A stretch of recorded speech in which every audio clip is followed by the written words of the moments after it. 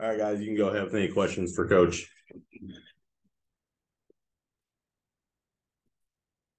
TJ, when you're recruiting, how do you know somebody that you're recruiting is going to be someone that will go after loose balls with the relentless way that controlled relentless way that you want them to? You look at more than anything, probably like their team success, their ability, how they've handled adversity in the past, the things they talk about in terms of being a teammate and how they work. Because I think with our group, guys doing that is, you can look at the track record of they've been hard workers, they've been winners, they've been guys who care about the team's success, and they play with a lot of pride. And those are things that, from what I've seen over time, those guys who have never done that don't start doing it in the Big 12 and in college at the highest level, and guys who have always done it don't stop doing it when they get here. So trying to be realistic in evaluating that track record before they get here. TJ, you guys are among the nation's leaders in second chance opportunities, maybe like third in the country. Has that been a focus for you guys, and how much of a focus was it? We put a lot of emphasis on, being the best at effort-based things, and certainly going to the offensive rebounds or getting second chance points falls in line with that. The part where I'm proud of our guys is, we played four guards a lot of times too. And, I think what Taman's able to do on the offensive boards and second chance points is phenomenal. Because, he keeps possessions alive. He finishes them. He gets guys shots. So he's a big part of that. It certainly has been a point of emphasis.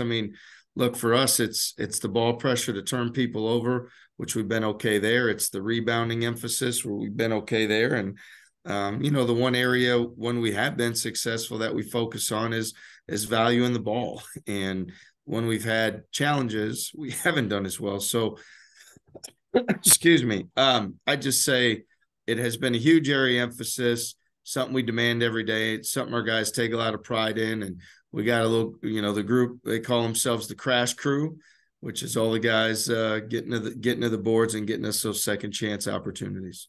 One more thing from me, TJ. Are you sending 4 or 5, or you're not sending 5, are you? No. We're okay.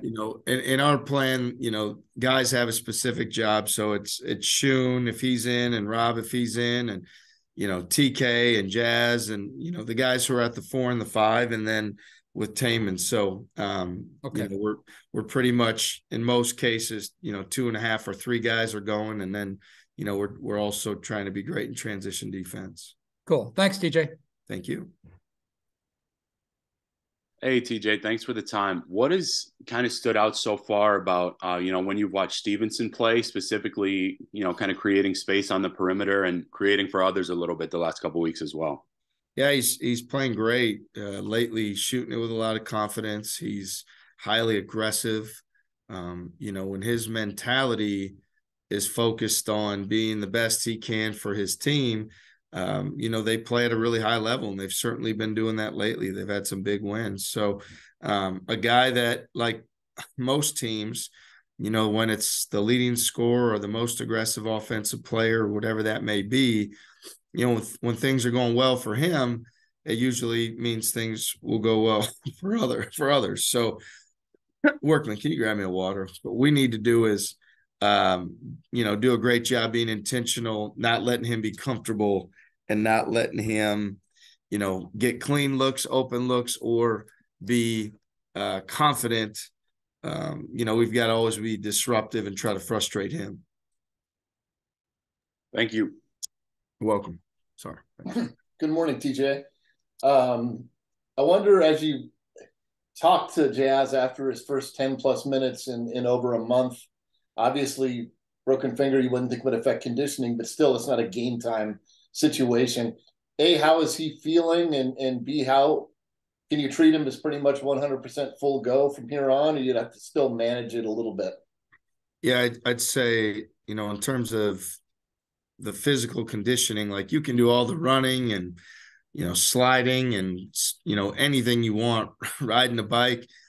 It's still different than even when you simulate basketball activity, the actual conditioning of when you add 15,000 fans and the stress, the anxiety, the challenges that happen in a game. It's an entirely different animal. So we're going to continue to, do what's best for Jazz. I would say he's not at 100%. I don't know that anybody's at 100% when you get to this point in the year, but what I would say is we're going to continue to work with him to do the things that are best for him in practice, and then to make sure that, however we handle his minutes, that we're very mindful of what's in his best interest to be at his very best when he's out there.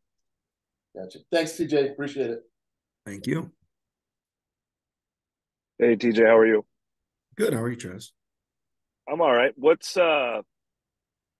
How dangerous is West Virginia when you look at their record? Just how misleading is that with how well they're playing the last, 2 weeks or so? Yeah, they're playing great. I mean, again, just they've played a very challenging schedule.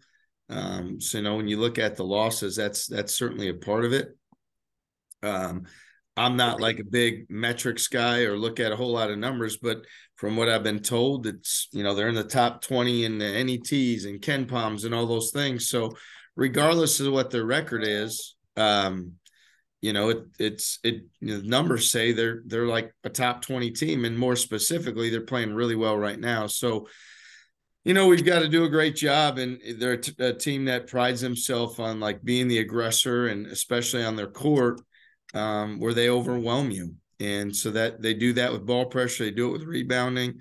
The areas where we want to be really good, that's where they try to be good in those things as well. So, we've got to focus on doing what we can do and being who we can be. But we know that, we're going to have to play really well to be successful there.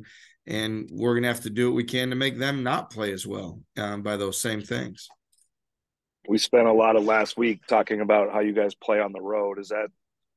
What kind of opportunity is this, or is that something you would address with the group or not?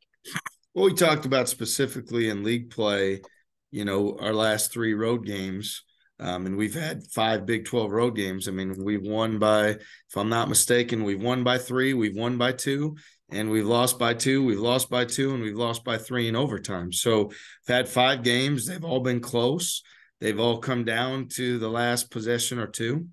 And what we need to do, we talked to our guys about, is like we owe our habits to make sure that in those key moments, we're still pressuring the ball. We're getting a block out. We're commanding the offensive possession. And that's the most important time of the game. So for us, there's got to be a stubborn, tough grit to say, all right, these last few games on the road, a play this way, a play that way, we would have been able to be successful. And now we're going to go execute and do that and make sure that we're on, the winning side of the ledger. With you guys playing pretty low possession games, the big swings, the 16 points, the 23 points, does that give you, I don't know, confidence that those are probably more, maybe not as something endemic, that maybe it's just you get cold for 8 or 9 minutes, and that it's not, the way you guys play, I guess, is not going to lend itself to that happening often?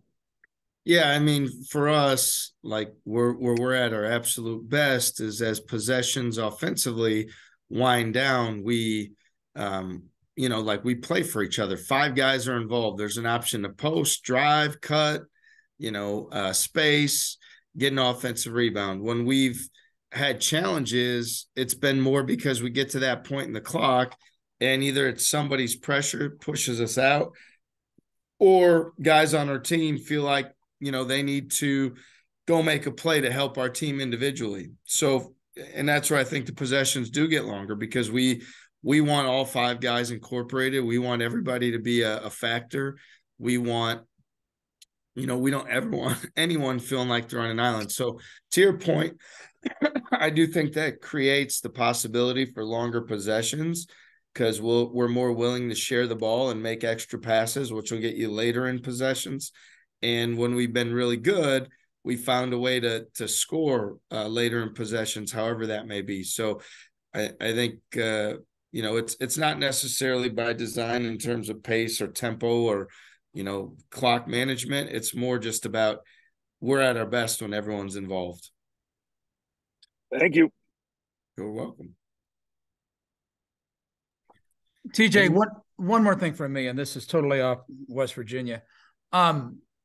What's the Iowa State alumni, the success some of the guys are having in the NBA? What's that do for your recruiting?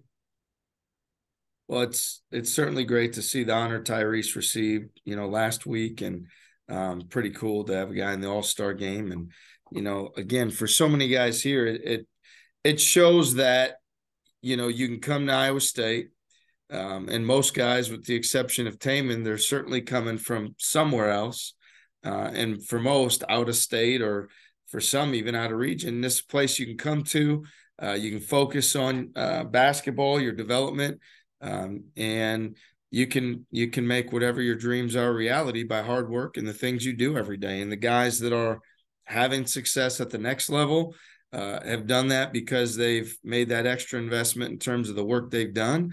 The guys that have had the most success here have done the same. And we take a lot of pride in being about the hard work and the player development piece. So having guys be successful validates the work that's done in our building every single day. Thank you, TJ. Thank you, sir. Any more brain busters? Okay. Thank you, everybody. Have a wonderful day. Thanks, TJ. You too. Thank you. Thank you.